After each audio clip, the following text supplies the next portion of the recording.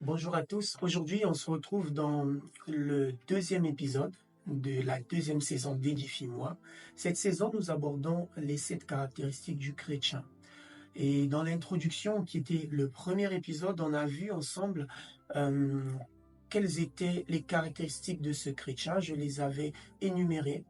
Et tout en introduisant le sujet, je faisais la différence entre le croyant et le chrétien. Je ne vais pas revenir là-dessus. Si vous souhaitez avoir plus d'informations, je vous invite à retourner voir la vidéo d'introduction de cette saison. Donc, la première caractéristique que nous voyons sur cette liste, c'est l'enfant. Avant d'être appelé bishop, pasteur, prophète, évangéliste, d'être appelé archibishop, tout ce que vous voulez comme titre que le monde aime s'octroyer, avant de devenir, d'être ces personnes-là, vous êtes d'abord enfants de Dieu. En fait, Dieu a plus besoin de ses enfants que de ses serviteurs. Voilà, c'est pourquoi entre le serviteur et l'enfant dans une maison, seul l'enfant peut accéder à l'intimité du Père.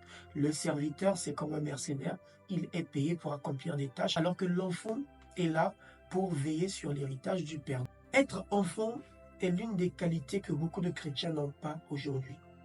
Vous allez remarquer que la parole nous dit que le royaume des cieux appartient à ceux qui ressemblent aux enfants. Ça veut dire que Dieu apporte une certaine valeur à l'état d'enfant que nous pouvons manifester en tant que chrétiens. Et j'ai énuméré 4 choses qui caractérisent un enfant. La première, c'est que l'enfant dépend de ses parents. L'enfant ne réfléchit pas. L'enfant ne sait même pas comment papa va faire pour apporter le chocolat, mais il a besoin du chocolat. Il ne sait pas par quel moyen, mais le chocolat doit atterrir sur la table. L'enfant dépend de ses parents. Il ne travaille pas. Il ne réfléchit pas. Il sait juste que quand il demande, son père accourt. La deuxième chose qui caractérise l'enfant, c'est son innocence. Il est innocent. Il ne sait pas. Il est naïf. La troisième chose, c'est son obéissance. Le Seigneur a besoin que nous obéissions. Il a dit, si vous êtes docile et obéissant, vous mangerez les meilleures productions de la nation. Et la quatrième chose qui caractérise un enfant, c'est sa capacité à dire la vérité. Combien ne sommes-nous pas des serviteurs du diable, des fils du diable?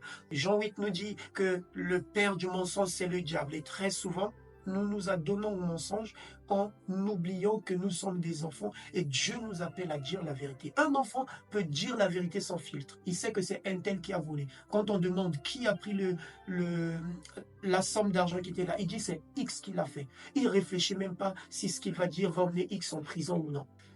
La deuxième caractéristique, c'est le soldat. Du grec stratiotes, un soldat est un militaire de la basse classe. Ce n'est pas un officier, c'est une personne qui travaille à l'armée, mais qui est armée d'une pensée de souffrir.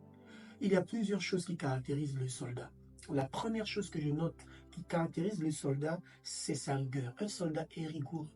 Lorsqu'il se fixe des objectifs, il les atteint. Il ne rougit pas.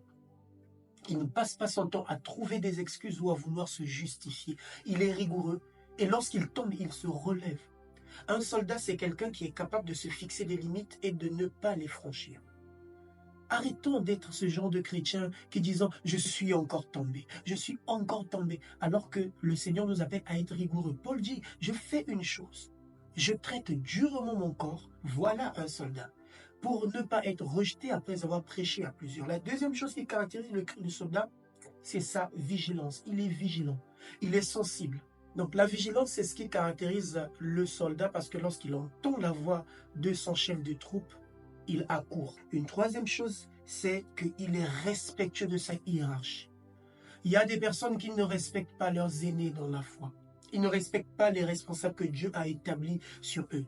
On ne peut pas se dire être chrétien et ne pas avoir le respect des personnes qui nous dirigent, le respect de nos leaders. La Bible dit, ayez envers vos conducteurs un profond respect. Ayez envers eux de la déférence, car ils répondent de vos âmes.